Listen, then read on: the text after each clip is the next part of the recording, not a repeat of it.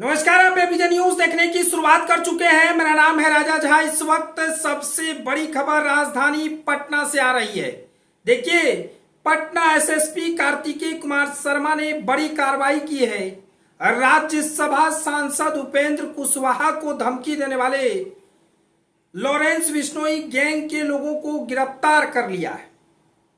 यूं बताएं तो उपेंद्र कुशवाहा ने पटना एसएसपी से शिकायत किया था कि लॉरेंस बिश्नोई गैंग के नाम से लोग हमें धमकी दे रहे हैं और तमाम तरह की बातें कह रहे हैं। इसको लेकर पटना पुलिस एक्टिव होते हैं।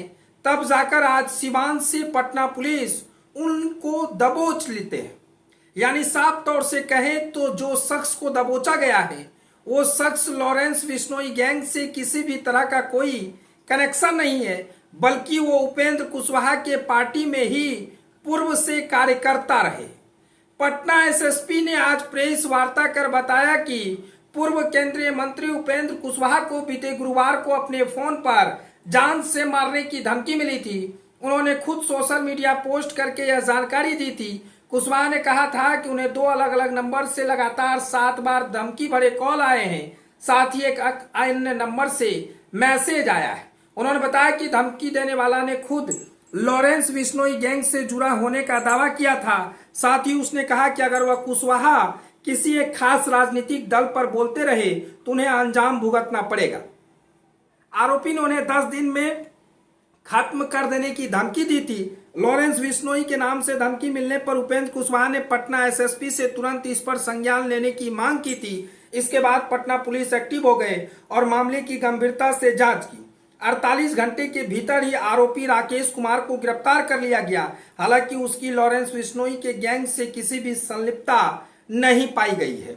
यानी साफ तौर से कहें तो पटना के एसएसपी ने 48 घंटे के अंदर सिवान से उसे दबोच लिया गया और बताया जा रहा है कि जो युवक गिरफ्तार हुआ है वो उपेंद्र कुशवाहा की पार्टी के ही पूर्व से कार्यकर्ता रहे हैं और तमाम तरह की बात लॉरेंस बिश्नोई के नाम को लेकर उन्होंने उपेंद्र कुशवाहा को धमकी दिया था और उपेंद्र कुशवाहा ने अपने सोशल मीडिया प्लेटफॉर्म से लेकर तमाम लोगों को जानकारी दिए थे कि 7 बार हमें धमकी आ रही है कि हम जान से मार देंगे और अन्य चीजें कई तरह की धमकियां मिल रही है। इस पर पटना पुलिस एक्टिव होते हैं और 48 घंटे के भीतर सिवान से उस युवक को दबोच लेते हैं। क्या कुछ कह रहे हैं पटना के एसएसपी, वो आप सुनिए।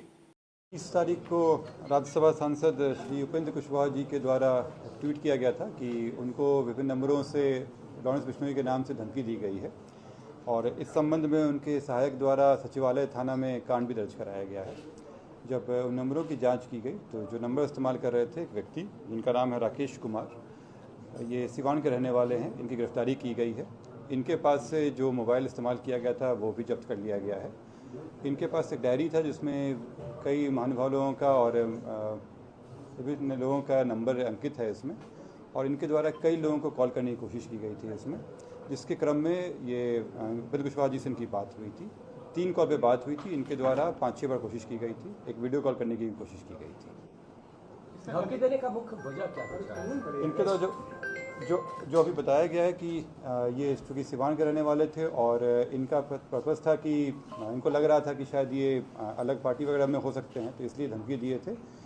और ये अपने आप को उनके सपोर्टर क्लेम कर रहे हैं, लेकिन इनको था कि ये इनके कुछ बातों से अभी बहुत सहमत नहीं थे और इसी क्रम में धमकी दिए थे इसमें।